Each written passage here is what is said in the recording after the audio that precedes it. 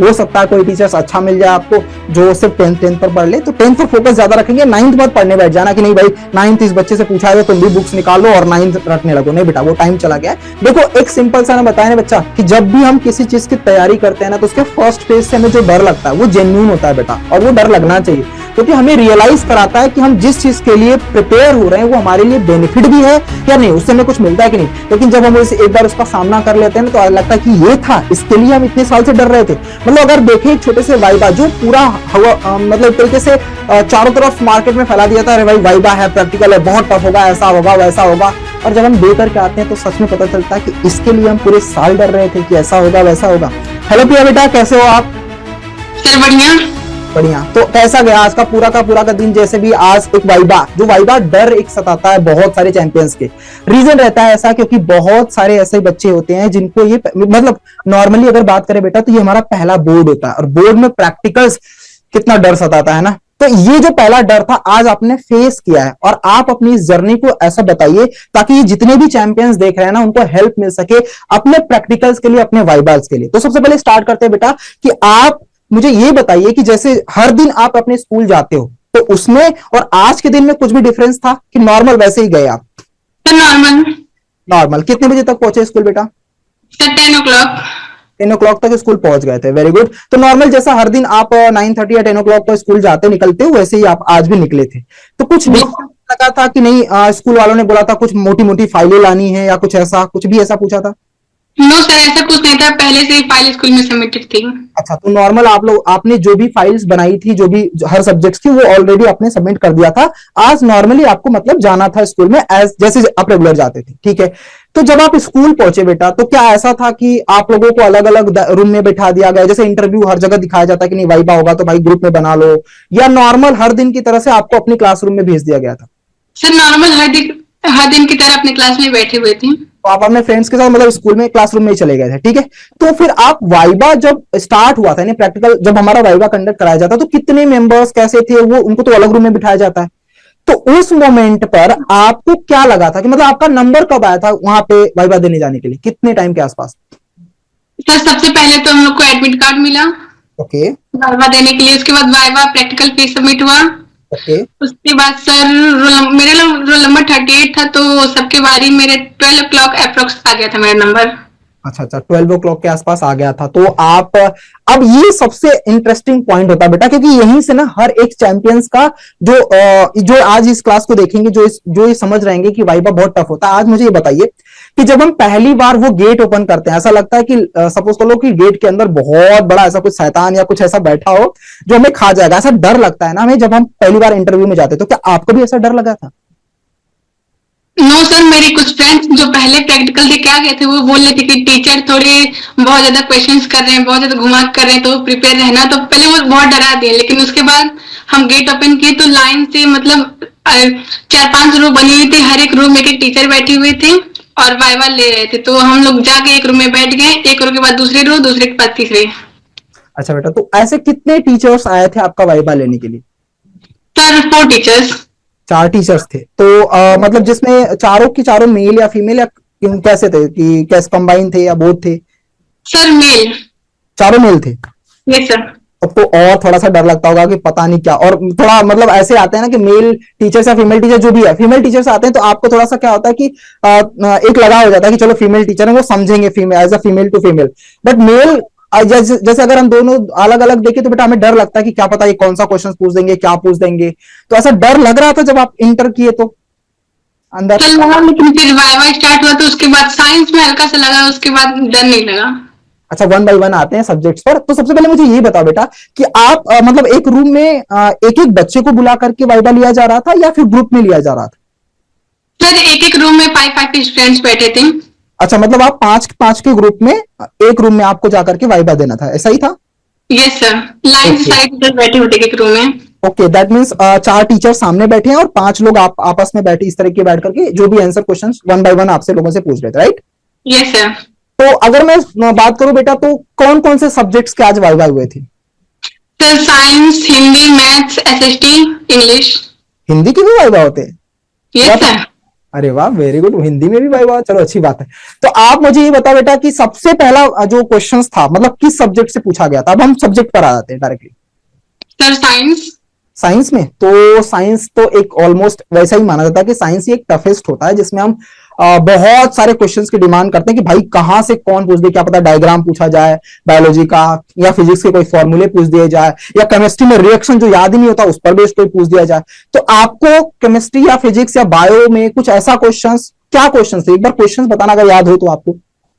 Sir physics में उन्होंने class 9 का पूछा, बेसिक से। सर क्लास 9 का पूछा? यस सर, बहुत बेसिक से पूछ रहे थे। और बायो से तो कुछ नहीं पूछा, केमिस्ट्री से भी पूछा तो एटॉमिक नंबर पूछा। बस एक क्वेश्चन? और इलेक्ट्रिसिटी से पूछा सर टाइप ऑफ मास, नहीं यूनिट ऑफ मास और स्केलर क्वांटिटी, वेक्टर क्वांटिटी। अच्छा, आपने क्वेश्चंस लिखा भी हुआ है राइट कि क्या क्या पूछा था?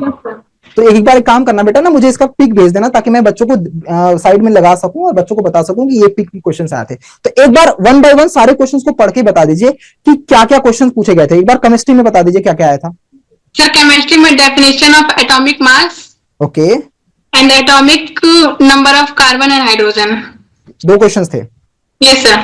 Very good. और अगर मैं फिजिक्स की बात करूं तो फिजिक्स में क्या क्वेश्चंस हो सकते थे? सर फिजिक्स में तो उन्होंने क्लास 9 का पूछा था, scalar quantity, vector quantity, electricity, बहुत ही बेसिक से। अच्छा, और बायोलॉजी में कुछ भी क्वेश्चन नहीं था? नो सर, बायो में नहीं होता, बस फिजिक्स में थोड़ा क्लास 9 का था इसलिए थोड़ा कंफ्यूजन हो गया था। तो बच्चों ध्यान रखना, तुम भी क्लास 9 का भी प्रिपेयर करके जाना, स्पेशली साइंस में। हो सकता है क्योंकि इस बच्चे ने साइंस का कैडर किया और आपने आंसर बता दिया सब सही सही। सर उसमें तो फर्स्ट गए थे फिजिक्स में, लेकिन केमिस्ट्री का सही था। अच्छा, ऑफ कोर्स थोड़ा सा 9th हुआ था तो छूट गया था, कोई बात नहीं। बाकी के चैंपियंस जो देख रहे हो एक बार 9th को भी क्लास रिवाइज करके जाना, स्पेशली सिर्फ साइंस में, ज्यादा और हर सब्जेक्ट को नहीं कि 9th भी पढ़ना है, इतना ध्यान मत देना। हो सकता है कोई टीचर्स अच्छा मिल जाए आपको जो सिर्फ 10th पर पढ़ ले, तो 10th पर फोकस ज्यादा रखेंगे। 9th मत पढ़ने बैठ जाना कि नहीं भाई 9th इस बच्चे से पूछा है तुम भी बुक्स निकालो और 9th रटने लगो। नहीं बेटा, वो टाइम चला गया है। 9th पूछा तो बहुत बेसिक्स होगा, 1-2 क्वेश्चन होंगे, ज्यादा नहीं होंगे। जैसे इस बच्चे से 2 क्वेश्चन पूछे गए थे फिजिक्स में 9th में, स्केलर क्वांटिटी और वेक्टर क्वांटिटी, राइट बेटा? Yes sir. बस सर केमिस्ट्री में थोड़ा आंसर तो आ रहा था, लेकिन बस डर के मारे सर गलत आंसर निकल गया, फिर वो बोले नेक्स्ट। अच्छा नेक्स्ट, ओके। गलत आंसर मतलब आपने क्या बोल दिया था, बताएंगे बेटा? सर हाइड्रोजन का एटॉमिक नंबर 1 होता है और हम गलती से हीलियम से उनको उसका बता दिए थे 4। ओके, तो इसीलिए उन्होंने नेक्स्ट बोल दिया, ठीक है। ये तो रही बात, साइंस में इतने ही क्वेश्चन थे बेटा? Yes sir. अब बात आती है नेक्स्ट, अगर मान लीजिए नेक्स्ट कौन सा सब्जेक्ट हुआ बेटा? सर सबसे पहले तो हम लोग उनको थैंक यू बोले, उसके बाद हम लोग नेक्स्ट रूम में गए, उसके बाद एसएसटी था। तो एसएसटी में क्या क्वेश्चन आया बेटा? सर उन्होंने हिस्ट्री से पूछा कि नेशनलिज्म क्यों स्टार्ट हुआ। ओके, नेशनलिज्म क्यों स्टार्ट हुआ, और कोई क्वेश्चन? इंडिया में सर। अच्छा, इंडिया में। और सर वो सिविक्स में आर्टिकल से बहुत ज्यादा क्वेश्चन कर रहे थे और फेडरलिज्म। तो सिविक्स में अगर आर्टिकल्स में कुछ क्वेश्चंस लिखा है आपने उसका? Yes sir. तो एक बार पढ़ के बता दीजिए हमारे चैंपियंस को। Sir in which article federalism given, federalism किस आर्टिकल में गिवन किया गया है, और how many article contain Indian constitution, what do you understand by federalism, why federalism started and features of federalism. तो इतने सारे क्वेश्चंस एसएसटी में हुए थे, राइट? Yes sir. अब तो आपका वाइवा काफी लंबा चला होगा बेटा, कितना चला था? Sir approx 12 minute. 12 मिनट्स पर subject, right? Yes sir. Okay, तो मतलब आपने 12 से 15 मिनट या 12 मिनट आपने बताया, तो 12 मिनट आपका मान लेते हैं साइंस का था और 12 मिनट आपने एसएसटी का दिया होगा। नेक्स्ट एसएसटी में सिविक्स, मैथ।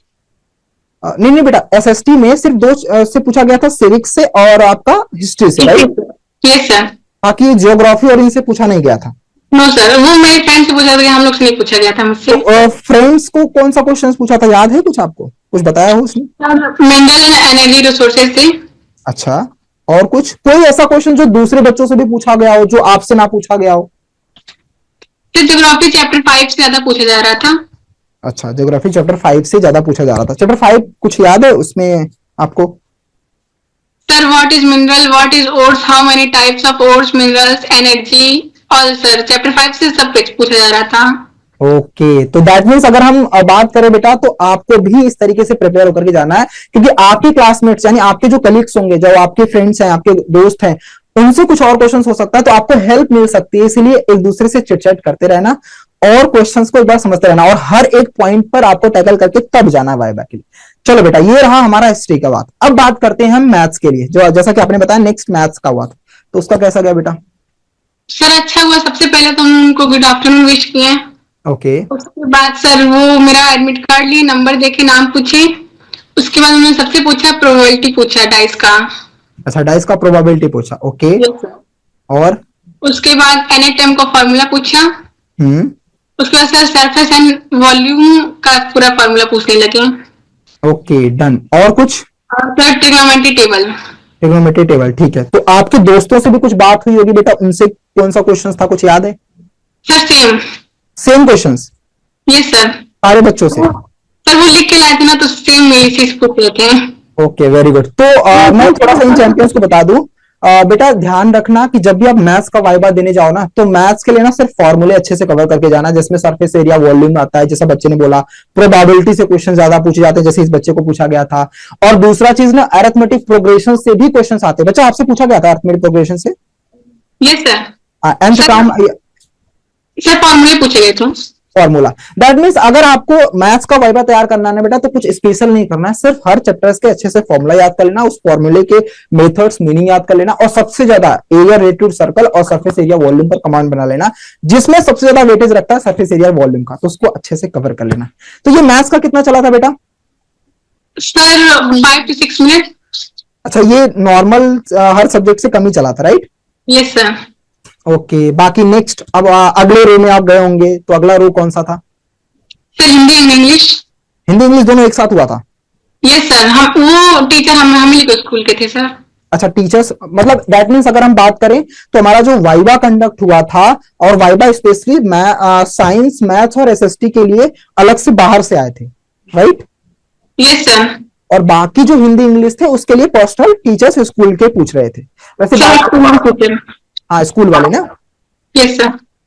ठीक है डन। तो हिंदी और इंग्लिश में क्या क्या क्वेश्चन पूछे गए थे बेटा, कुछ याद हो तो बता दीजिए। सर उन्होंने 4 लाइन पोएम पूछा, हिंदी में लेटर फॉर्मेट और इंग्लिश में नोटिस फॉर्मेट। तो आपने सब बता दिया? Yes sir. और बस ये 3-4 क्वेश्चंस ऑलमोस्ट हिंदी में पूछे और इंग्लिश में पूछे, राइट? और सर हिंदी में वो पद परिचय, इंग्लिश में मॉडल्स। ओके मतलब ग्रामर से ज्यादा पूछ रहे थे सर। Okay very good. तो अच्छा, मुझे एक फीलिंग बताओ बच्चा, जैसे मान लो कि आप इतना सब कुछ दिया आपने, जैसे हम लोगों को डर लगता था कि पता नहीं कैसा वाइबा होगा, क्या पूछेंगे, और जब आप फर्स्ट फेज में इंटर करते हो तो थोड़ा सा और पैनिक रहते हो कि इन बच्चों से पूछा, पता नहीं हमारा कैसा जाएगा, और जब आप एक बार वापस दे करके निकलते हो तो कैसी फीलिंग आती है? सर पहले गए तो बहुत ही ज्यादा पैनिक हो रहा था, पता नहीं क्या हुआ, लेकिन अगल बगल सारे फ्रेंड्स बैठे हुए थे, वो लोग भी बोले थे ऑल द बेस्ट, अच्छा होगा। तो फिर साइंस में तो थोड़ी दिक्कत हुई, लेकिन और सारा अच्छा हुआ। उसका निकलने के बाद, हाँ बेटा, बताओ बताओ। सर निकलने के बाद अच्छा लगा। मतलब सर ऐसा हो सकता। हाँ बेटा। सर निकलने के बाद अच्छा लगा, फिर सब भूल गए क्या हुआ क्या नहीं हुआ अंदर। चलो ठीक है डन। अच्छी बात है कि आप भूल गए अंदर क्या हुआ, बाहर क्या हुआ।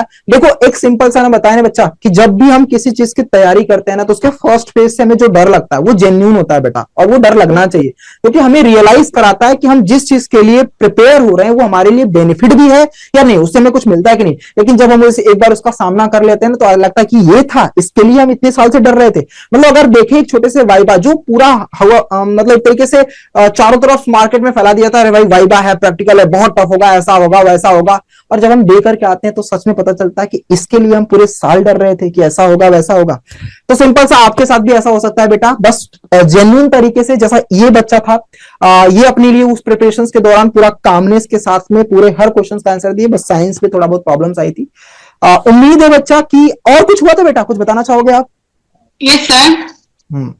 बताइए। सर साइंस के टीचर थे, उनके साथ हम लोग स्कूल के डायरेक्टर सर बैठे थे, लेकिन साइंस के टीचर ऐसे थे, सर पूछ रहे थे जो बच्चे नहीं बता रहे थे, उनकी बेइज्जती भी बहुत ज्यादा कर रहे थे। अच्छा, तो मतलब बेइज्जती चलता रहता है स्कूल में? Yes sir. तो बेइज्जती सर में अच्छा नहीं लगता, सर अच्छा नहीं लगता दूसरे स्कूल के टीचर आके हम लोग को करें ऐसे कुछ बोले। अच्छा अच्छा अच्छा, कोई बात नहीं कोई बात नहीं। ऐसा हो जाता है बेटा, कभी कभी ऐसा होता है कि नहीं होता है बेइज्जती में, मतलब जैसे सिंपल से आपसे ये बोल रहे होंगे कि क्वेश्चंस नहीं आ रहा है आपको, सामने बोर्ड खड़े हैं, या ऐसा कुछ, आप नहीं कर पाओगे, ऐसा कुछ बोल रहे थे? नो सर ऐसा नहीं बोले, थोड़ी सी और मेहनत करिए, 1 महीना है हो जाएगा सब। तो इसको बेइज्जती थोड़ी बोलते हैं, इसको अच्छी बात बोलते हैं बेटा। सर तो हम भी उनसे एसएसटी के टीचर से वो बोले कि थोड़ी सी मेहनत करिए हो जाएगा, तो हम उनसे बोले मतलब बहुत अच्छे से वो बात कर रहे थे, तो हमने बोले सर वाइवा में थोड़ी प्रॉब्लम होती है लेकिन रिटर्न में कोई प्रॉब्लम नहीं होता है। वेरी गुड, बस ये एटीट्यूड हमें रखना है बच्चा, कि जब हमें सामने से कोई ऐसा रिस्पॉन्स मिले कि लाइक हम नहीं कर पाएंगे, चाहे वो किसी के साथ भी हो सकता है, या आपकी फैमिली से, या आपकी सोसाइटी से, या आपके कोई टीचर से, या किसी से भी, तो हमारे अंदर वो कॉन्फिडेंस दिखना चाहिए कि भाई मैं तो कर लूंगा। आपने जो ये कमेंट बोला है ना, उसको मैं गलत प्रूव करके देख लूंगा। जो आपने ये लोग बोला है ना बेटा, कि हो सकता है कि वाइवा में हम वोकल नहीं है लेकिन हम लिख सकते हैं, ये दिखाता है कि हम कितने मेहनत कर चुके हैं, और इसी डायरेक्शंस के साथ, इसी मेहनत के साथ हम कुछ भी हासिल कर सकते हैं। बस ये एटीट्यूड हमें रखना है। तो जितने भी चैंपियंस आप देखोगे या देख रहे हो इस क्लास को, आपको बस इतना ही कहना चाहूंगा बेटा कि आपके साथ भी ये वाइवा होगा, प्रैक्टिकल्स होंगे, या फिर आप बोर्ड में बैठोगे। तो जैसे वाइवा भी आपका एक फेज है, ये भी आकर के चला जाएगा, इसमें भी आपको डर नहीं लगेगा। और स्टार्टिंग में डर लगा तो आप जब बाहर निकलोगे तो बोलोगे हाँ इसके लिए हम डर रहे थे, इसमें तो कुछ बात ही नहीं थी। सेम एग्जैक्टली आपके बोर्ड के साथ भी होगा बेटा, यानी पहले पेपर के साथ होगा। जब आप पहले पेपर में इंटर कर जाओगे तो फिर आपके अंदर कॉन्फिडेंस आ जाएगा। हमारे साथ जुड़ने के लिए बहुत बहुत शुक्रिया बेटा प्रिया, थैंक यू सो मच। आपने अपना पूरा कीमती टाइम देकर के सारे बच्चों को गाइड किया। Wish you all the best बेटा। आप एग्जाम में रॉक करो, बोर्ड को फोड़ दो, तोड़ू ना का फोड़ू ना का मचा दो, और अच्छे रिजल्ट्स के साथ एक बार फिर से मेरे साथ कनेक्ट होइए, ताकि मैं फिर से आपका इस वीडियो को फिर से बच्चों के बीच पहुंचा पाऊंगा। तो आओगे ना 99% या 100% लेकर के बेटा, एक बार बता दो। डेफिनेटली। चलो, all the best, very good, God bless you बच्चा।